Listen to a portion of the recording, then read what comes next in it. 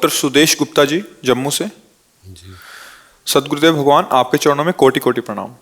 सदगुरुदेव भगवान, मैं प्रोफेशन से एक आयुर्वेदिक डॉक्टर हूं और आयुर्वेदिक कॉलेज में प्रोफेसर भी हूं।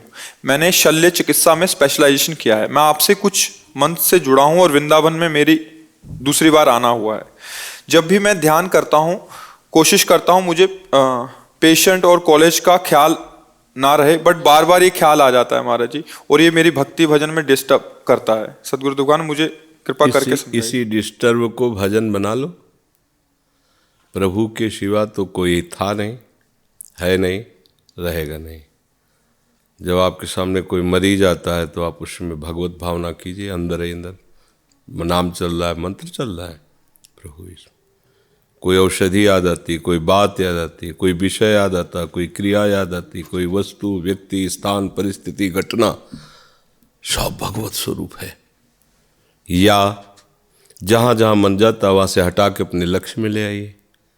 उसका फल आपको भगवत प्राप्ति ही मिलेगा। भले मन एकाग्र ना हो पावे, लेकिन आप कार्यरत है ना। जैसे कोई धनी आदमी किसी काम करने वाले को घसीटे, बुलावे और बैठा ले, और 8 घंटे बाद कहे कोई काम नहीं है, वो ऐसे करके पेमेंट दीजिए, तो कानूनी उसे पेमेंट देना पड़ेगा ना, क्योंकि आप लाए हो। 8 घंटे काम करवाओ या ना करवाओ, तो आप प्रभु के हैं, प्रभु के भजन के लिए बैठे हैं और प्रयासरत हैं। आपको उसकी पेमेंट भगवत प्राप्ति मिलेगी, क्योंकि हमारे मालिक उदार शिरोमणि हैं। समझ रहे हैं, वो आपका प्रयास समझ रहे हैं। आपको प्रयास ये करना है, पहला जहाँ जहाँ मन जाए वहाँ वहाँ प्रभु की भावना कीजिए। आपको दिखाई नहीं देंगे प्रभु, भावना कीजिए। दूसरी बात, जहाँ जहाँ मन जाए उस वस्तु, व्यक्ति, स्थान से हटाकर अपने आराध्य देव के नाम रूप लीला धाम में लाइए और अपना लक्ष्य रखिए भगवत प्राप्ति। करत करत अभ्यास के जड़मत होत सुजान। समझ आ रही ना? अभ्यास योग युक्तेन चेतसा नान्यगामिना। एक दिन ऐसी स्थिति आ जाएगी, चित्त लग जाएगा। अपने को निराश थोड़ी होना। पेमेंट तो आज ही पक्की है। हम जिसके कार्य में बैठे हैं वो कंजूस मालिक नहीं है, सर्वज्ञ है और सर्वदानी है। अपने आप का भी दान कर देने वाला है। घाटा तो है ही नहीं इस मार्ग में। तो निराश नहीं होना, घबराना नहीं, बस अपने को ड्यूटी करनी पूरी। हानि लाभ की चक्कर में नहीं पड़ना कि हमें तो कोई लाभ नहीं मिल रहा, कोई आनंद नहीं आ रहा, विषय और बढ़ रहा। बिल्कुल अपने को शांत रहना। हमारे वचन याद रखना, मालिक उदार है, तुम्हारी ड्यूटी की पेमेंट पक्की। अपने को क्या पेमेंट चाहिए, और इसकी पेमेंट है जीवन मुक्त हो जाना। वो ज्ञान विज्ञान संपन्न प्रभु जब देखेगा आपको कि आप प्रयासरत हो और हार रहे हो, वो कृपा कोर कर देगा। उसकी सामर्थ्य के आगे किसकी सामर्थ्य है? एक अंश से प्रकाशित है उस मन, इसीलिए भगवान ने कहा है कि मैं मन हूँ, इंद्रियाणाम मनश्चास्मि, क्योंकि उन्हीं से प्रकाशित है। और वही कृपा करेंगे, शांत हो जाएगा। अपने को बिल्कुल घबराना नहीं, हारना नहीं, प्रयासरत रहना है। तो अगर ये समझ में आया कि 10 वर्ष प्रयासरत होते होगे कुछ मिला नहीं, तो भ्रम मत करना। जीवन की पेमेंट पक्की है, पक्का। चाहे जैसी स्थिति हो, यदि भगवान की शरण में आके भजन किया जाए तो भगवान उसके लिए वचन बोल रहे, तेसा महम समुद्धरता मृत्यु संसार सागरात। वो साधन से नहीं परम पद प्राप्त किया, उसको मैं संसार समुद्र से। तो मुझे उन पे विश्वास है, उनके वचनों पे विश्वास है, उनकी कृपा पे विश्वास है। आनंद पूर्वक साधन में लगे रहो, घबराना नहीं। समझ पा रहे ना जी? निधि गुप्ता जी, वरुण गुप्ता जी। हमारे प्यारे राधा वल्लभ स्वरूप, प्राण प्यारे सदगुरुदेव भगवान, आपके चरणों में कोटि कोटि नमन।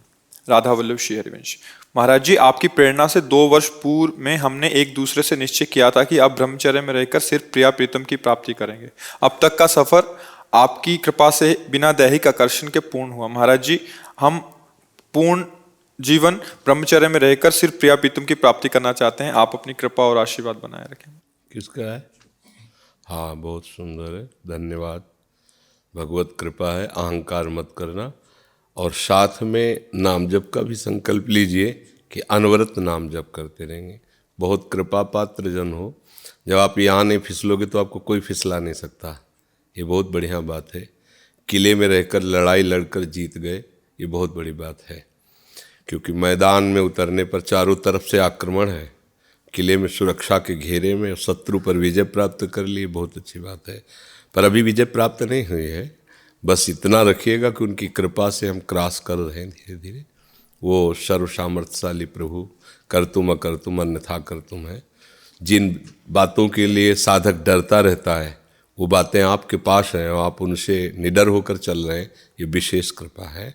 शांत रहिएगा, कभी अभिमान मत कीजिएगा और कभी अपने किसी निज जनों से वार्ता मत कीजिएगा कि मैं ब्रह्मचर्य हूँ। मैं जरा सा भी अहंकार आएगा तो पूरा का पूरा मामला खराब कर देगा। जैसे बहुत शुद्ध और स्वच्छ दूध में बस 2 बूंद खटाई पड़ने की ज़रूरत है, फाड़ के फेंक देगा। ऐसे ही चाहे जितना सुंदर साधन हो, अहंकार आया कि मिटिया मिट हो जाता है। बहुत मतलब विचित्र है इस अहंकार का स्वरूप।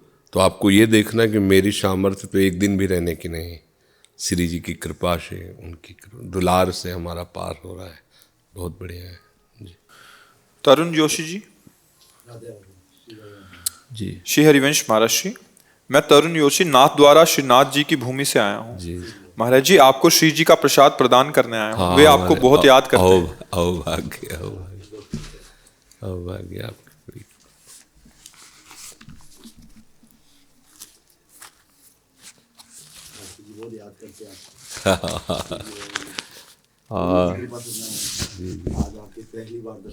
जी महाराज श्री, धाम के प्रति निष्ठा कैसे सुदृढ़ हो, कृपया आदेश करें।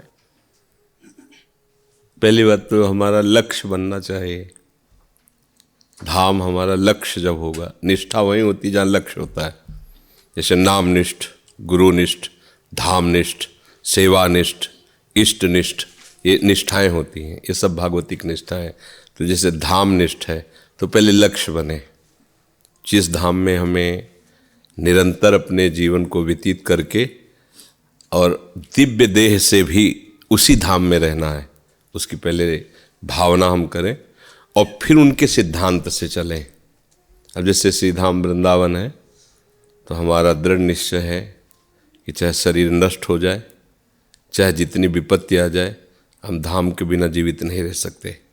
अब इसके लिए परीक्षाएं आ सकती हैं, भारी प्रलोभन और भारी विपत्ति। दोनों में हमको यही सिद्धांत में खरा उतरना होगा। अगर उतर गए तो धाम अपने प्रभाव से आपको आराध्य देव के समीप पहुंचा देगा। जे रेणु पर मरिबो मंगल आए, इस शरीर इस रज में छूट जाए तो श्री जी के पास तो धाम निष्ठा के लिए पहले लक्ष्य हम बना लें, तभी ये जो मंगल में ब्रज 84 कोष धाम है, इसमें लक्ष्य से बात बनेगी। लक्ष्य नहीं बनेगी तो प्रलोभन आ जाएगा तो हम भाग जाएंगे, या विपत्ति आ जाएगी। अब तो जाना ही पड़ेगा, बम्बई इतना बड़ा रोग है, हमको तो वहाँ एडमिट होना, वहाँ ऑपरेशन करवाना पड़ेगा। तो खंड खंड हो जाए तन, अंग अंग सत टूक, वृंदावन ने छाड़ियो छाड़ियो हो बड़ी चूक। यह है निष्ठा। और जब ये निष्ठा आ गई तो कुछ भी नहीं बिगड़ता, कुछ नहीं, सब संभल जाता है, सब कुछ हो जाता है। ये देखो किडनी खराब है, अतरे दिन डायलिसिस होता है, सब ऐसी सब व्यवस्था श्री जी की है कि इसी पंचकोशी के अंतर्गत सब यहीं वृंदावन में ही सब हमारा हो रहा है। कभी भगवत कृपा से कहीं बाहर नहीं जाना पड़ रहा है। और अभी तो व्यवस्था, जब व्यवस्था नहीं थी तब ये निश्चय था कि बस मरना है, इसी धाम में शरीर छोड़ना है, जैसे श्री जी की इच्छा। तो सब व्यवस्था, वो भगवद आश्रय से क्या नहीं हो सकता है, बस आश्रय दृढ़ हो। वो आश्रय दृढ़ तभी माना जाएगा जब मृत्यु का तुम वर्ण कर लोगे। मर गया, अब जीवित नहीं, फिर कोई प्रश्न ही नहीं बनता। हम पहले ही मर चुके हैं, श्रीधाम को अपना जीवन दे चुके हैं, अब जैसे चलावे वैसे चला। तो इसी कहते हैं निष्ठा। ऐसी जब, और ये निष्ठा निर्वाह इष्ट कृपा से होता है, अपने में बल नहीं। अपने तो अभी छोड़ के भाग जाए, पर उन्होंने ऐसा घेर रखा, पकड़ रखा कि जी ही नहीं सकते धाम के बिना। तो बस ये है। प्रेमलता जी पंजाब से। श्री हरिवंश महाराज जी, आपके चरणों में प्रणाम। महाराज जी, मैंने शंकराचार्य जी महाराज जी से दीक्षा ले रखी है, तो मुझे शिव मंत्र मिला है। अब मुझे राधा जी की कृपा से ब्रिजवास मिला है, लेकिन अब मुझे समझ नहीं आ रहा है कि मैं अपना गुरु मंत्र का जाप करूं या राधा जी का जाप करूं। और अगर राधा जी का जाप करती हूं तो मेरे गुरु मंत्र निकलने लग जाता है। मार्गदर्शन करें महाराज जी। गुरु मंत्र किसका? हाँ, गुरु मंत्र आपका है। हाँ, गुरु मंत्र जप करो। जब गुरु मंत्र की कृपा होगी तो राधा नाम में प्रीति हो जाएगी। पहली बात, हर उपासक को याद रखना चाहिए, मंत्र मूलम गुरु वाक्यम। जो गुरुदेव ने मंत्र दिया है हमारे लिए सबसे श्रेष्ठ वही है, और उसमें हम रति कर लें तो आगे जो भी गुरुदेव की कृपा से मार्ग मिलेगा वो संशय रहित होगा, ये प्रश्न नहीं बनेगा, फिर पुष्ट हो जाएगा। आप तो शंकराचार्य जी से दीक्षित हैं, तो सन्यासी ही थे, उन्हीं के मार्ग के थे, उन्हीं कहीं किंचन मात्र कोई अन्य आश्रय, कोई अन्य बात, कोई अन्य चिंतन, कोई अन्य मार्ग सवाल, मतलब जिसे कट्टर शब्द कहते हो उसको कह सकते हो आप, ऐसे थे। तो उन्हीं विश्वेश्वर भगवान की कृपा से वो जब मार्ग मिला तो उन्हीं से प्रार्थना की कि हमारी सामर्थ्य तो नहीं है कि जो 20 वर्ष से चल रहा है उसे रोक सकें, आप कृपा करो। तो भगवान शिव ने कृपा करी, और ये तो उन्हीं की, जिस पर कृपा भगवान महादेव जी की होती है वही शंकर हैं, वही आचार्य हैं, दूसरे नहीं हैं। शंकरम शंकराचार्यम वही हैं, वही सब अभी आचार्य रूप में विराजमान। भगवान और आचार्य दो नहीं होते। बस हमारी आवश्यकता जो हमें मिला है उसको हम पहले स्वाद लें, बदलते न चले जाएं, पहले निष्ठापूर्वक स्वाद लें तो फिर आगे का मार्ग प्रकाशित हो जाएगा। गुरु वाक्यों पर ऐसी दृढ़ निष्ठा होनी चाहिए कि किसी के भी प्रलोभन या बदलावे पर, परम पद के लालच में भी अपने गुरु वाक्य की अवहेलना न करें। ऐसा उपासक चाहे जहाँ जिस मार्ग में लगाया जाएगा लक्ष्य को प्राप्त कर लेगा। ये बनिया की दुकान नहीं कि आज ये दुकान अच्छी लगी तो यहाँ, कल वो दुकान अच्छी लगी तो यहाँ, ऐसा नहीं। यहाँ प्राण समर्पित करके चला जाता है। अब देख लेना चाहिए, जब महादेव जी किशोरी जी की तरफ भेजेंगे तो प्रश्न नहीं उठेगा, प्रीति न काहू की कान विचार है, मारग अपमारग विथकित मन को अनुशरत निवार है। वो उन्माद है, ज्यो सरिता सावन जल उमगत सन्मुख सिंधु सिधारे, ज्यो नादहि मन दिए कुरंगन प्रगट पारधि मारे। कोई विचार फिर थोड़ी रह जाता है, प्राणों की आहुति देकर अपने प्रेमी से मिला जाता है, वहाँ फिर विचार नहीं रह जाता। जब तक विचार है तब तक स्थिति नहीं है, इसलिए स्थिति प्राप्त करे फिर आगे चले तो बढ़िया बात रहती है। सपना जी रांची से। जय जय श्री हरिवंश। श्री हरिवंश महाराज जी, आपके चरण कमलों में कोटि कोटि प्रणाम।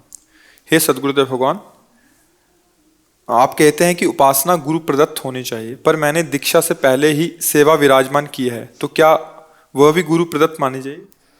गुरुजनों को दर्शन करा लेना चाहिए अपने आराध्य देव के, उनकी दृष्टि हो जाए और वो कह दे हाँ ठीक है तो विराजमान कर लेना चाहिए। पहले से जो भाव द्वारा सेवित है उन ठाकुर को गुरुदेव की दृष्टि में ले आना चाहिए और गुरुदेव से निवेदन करना चाहिए, ये सेवा विराजमान है, आपकी क्या अनुमति है? वो यथावत हाँ ठीक है, हो गई बात। दर्शन करा। व्रतों को मैं अब नहीं करना चाहती, मुझे अनन्य भाव से श्री जी की उपासना करनी है। सारे व्रत अब नहीं रखना चाहती, किसी भी व्रत को। व्रत नहीं रखना चाहते अभी, केवल श्री जी के अनन्य होके। हाँ, जैसे जैसे मंत्र और सेवा का भाव बढ़ेगा तो आराध्य देव पर अनन्यता आने पर जो आराध्य देव की उपासना पद्धति हो तो आ ही जाएगी। ऐसा है। शिखा जी। मेरे प्यारे गुरुदेव, आपके चरणों में कोटि कोटि नमन। गुरुदेव, आपकी कृपा से धामवास हो गया है। मेरा प्रश्न यह है कि बहुत दिनों से श्री जी की नाम सेवा लेने का भाव है, परंतु अपवित्र अवस्था में सेवा कैसे करेंगे? घर पर शरीर के पति साथ में है, पर नौकरी अर्थ अर्जन के लिए बाहर जाना पड़ता है, तब सेवा का निर्वाह कैसे कर सकते हैं गुरुदेव? कुछ समझ नहीं आ रहा। लीजिए किसका है, नाम जप कीजिए, लीला गायन कीजिए और छवि विराजमान कर लीजिए, नाम सेवा मत विराजमान कीजिए, फिर निर्वाह नहीं हो पाएगा। सुभाष जी धौलपुर से। महाराज जी, आपके चरणों में कोटि कोटि प्रणाम। महाराज जी, इस शरीर को श्री जी ने एयरफोर्स में सेवा दे रखी है, वहाँ पर लोक व्यवहार के कारण हमको जन्मदिन पार्टी, एनिवर्सरी, डिपार्टमेंट की पार्टी में जाना पड़ता है। हम वहाँ पर लहसुन प्याज का पाते नहीं हैं, परंतु सामने वाले लोग कहते हैं कि तुम्हें बिना लहसुन प्याज का बाहर से मंगा देंगे या घर ही बना देते हैं। तो महाराज जी फिर बहुत संकोच हो जाता है कि कैसे उनको फिर मना करें। तो इस देखो, हमने 2-3 बार सत्संग में कहा है कि जो हमारे सैनिक विभाग में कोई भी हो, पीएससी हो, पुलिस हो, आर्मी में, चाहे वो जल थल गगन किसी भी वो, तो उसमें क्या है कि नाम पर जोर दीजिए, खान पान पर नहीं। अभक्ष पदार्थ मत पाइए जहाँ तक हो जाए, जैसे मांस आदि है, शराब आदि है। जैसी भी परिस्थिति उसमें चलना होगा, समझना पड़ेगा जो जहाँ है उसके लिए उस प्रकार की भक्ति का है। तुम्हारे लिए सर्वश्रेष्ठ बात है नाम जप करो, जैसी परिस्थिति हो वैसा खाओ पियो, व्यवहार करते रहो।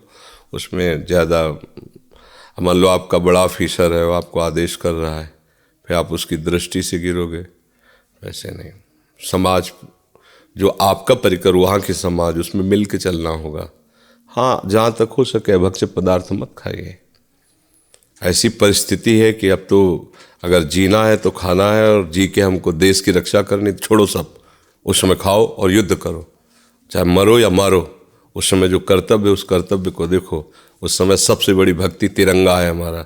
हमारे तिरंगे को सुरक्षित करने के लिए हमारे देशवासियों ने गर्दनें काट दी, कटवा दी।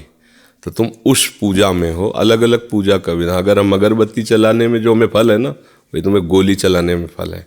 बस केवल लक्ष्य दृढ़ होना चाहिए, कायरता नहीं होनी चाहिए, अधर्म नहीं होना चाहिए। तो खास बात है नाम जप करते रहना, जैसी भी परिस्थिति हो प्रभु को अर्पित करिए, भावपूर्वक नाम जप करके खा लिया। कोई समझ न पाए कि आप बहुत भक्ति करते हो, गंभीर हो, शांत। जब ऐसा अवसर आवे कि रिटायर, तो फिर एकदम कवर कर लो अपने को, जहाँ हो उसकी परिस्थिति। अब जैसे विद्यार्थी है, वो देश विदेश इंजीनियरिंग को ये सब पढ़ने के लिए, अब उसके लिए कि नहीं तुमको तो ऐसे ही, तो फिर वो कैसे चल पाएगा। परिस्थिति के अनुसार अपने आप को जहाँ तक सुरक्षित रख सको, नाम जप करो, वो भी भगवत सेवा है। ऐसे भाव से चलो। प्रीति विश्वकर्मा जी, राधा वल्लभ श्री हरिवंश। पूज्य सदगुरुदेव भगवान, आपके चरणों में प्रणाम। गुरुजी, जब हम पहली बार वृंदावन आए थे तब हमने जुगल सरकार के श्री विग्रह यहाँ से ले लिए थे, किंतु हमने अभी तक उन्हें विराजमान नहीं किया है। आपकी व श्री जी की कृपा से मैं नौकरी कर रही हूँ, कभी कभी बाहर भी जाना पड़ता है, उन्हें विराजमान करने की बड़ी इच्छा है, कृपया मार्गदर्शन करें, अभी क्या करें। तो अभी तक कहाँ रखे हो? है मतलब सेवा में विराजमान नहीं। अलमारी है, खरीद के ले गए अलमारी, तो खरीदा ही क्यों था अलमारी?